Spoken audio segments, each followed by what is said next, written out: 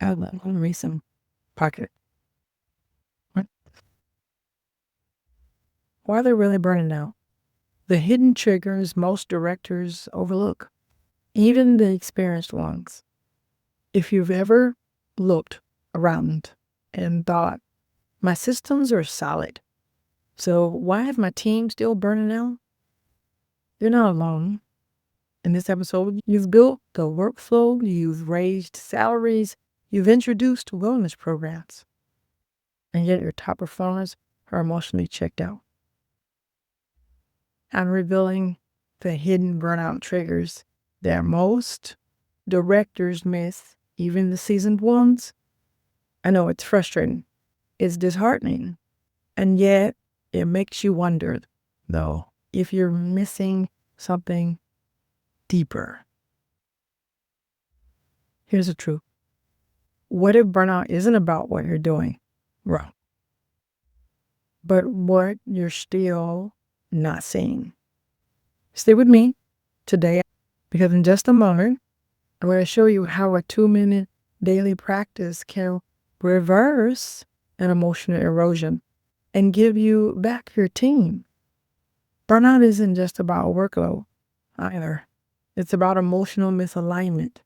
And these hidden triggers, they're quietly killing your culture. Let me show you 3 that show up a lot in most healthcare. A lack of perceived worth. Your staff may not feel that they matter beyond task that's on their list to get done. They're showing up, but they don't feel seen. Number 2, chronic anxiety loops. A constant alert mode. It happens a lot in the military too. They're in constant alert mode with no time to reset and shut down. Number 3, the pressure to always be strong. There's no room for them for the staff to be vulnerable, to process the stress, so they implode silently. But here's the good news. There is that 2-minute practice that starts to reverse all of this, and it's coming up. I'll show you exactly how to use it. Just hold on. But right now, what's really burning people out isn't just the work, like we said. It's the lack of space to be human. Let's walk through a new framework. Step 1, build emotional worth into the culture. Resilient teams aren't built on rewards. They're built on recognition of identity. So try this. Host weekly impact reflections, where your staff write one way that they made a difference. Celebrate internal growth stories, not just performance. Praise identity. You hold space for others, not just thanks for staying late. And think about this. Why performance-based praise can actually increase burnout. Step 2, micro-mindfulness moments. You don't need a meditation room. It's nice that you got the budget for, but you don't need it. You could begin by providing your staff 2 minutes of intentional silence. Start there. Also, try this. Begin each shift with that quiet 2-minute reset. Train your team to pause before they react. Start every meeting with one word of what you're feeling right now. Coming up, I'll share a surprising way productivity actually increases when self-care is a part of your job description. Step 3, integrate, don't outsource well-being. Most wellness efforts fail because they're optional add-ons, not cultural anchors. You want your culture to be anchored in wellness.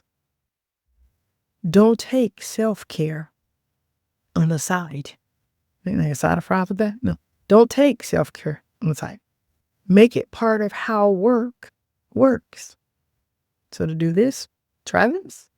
Use well-being logs next to task trackers.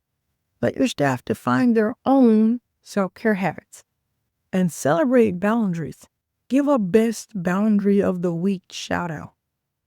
Why self-care can't just be a flyer in the break room. Look, I'm not speaking from theory.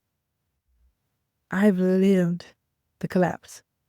I lived through change fatigue. I've worked through staff trauma, and I've personally faced health breakdowns from burnout, congestive heart failure, mini stroke, and then the seizures. See, that's what I realized.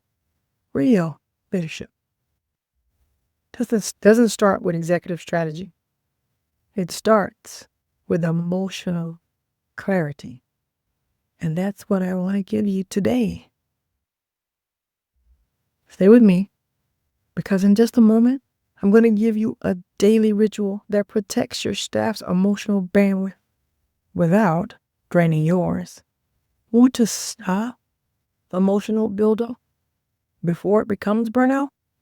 Use this 3-step reset, the emotional reset loop.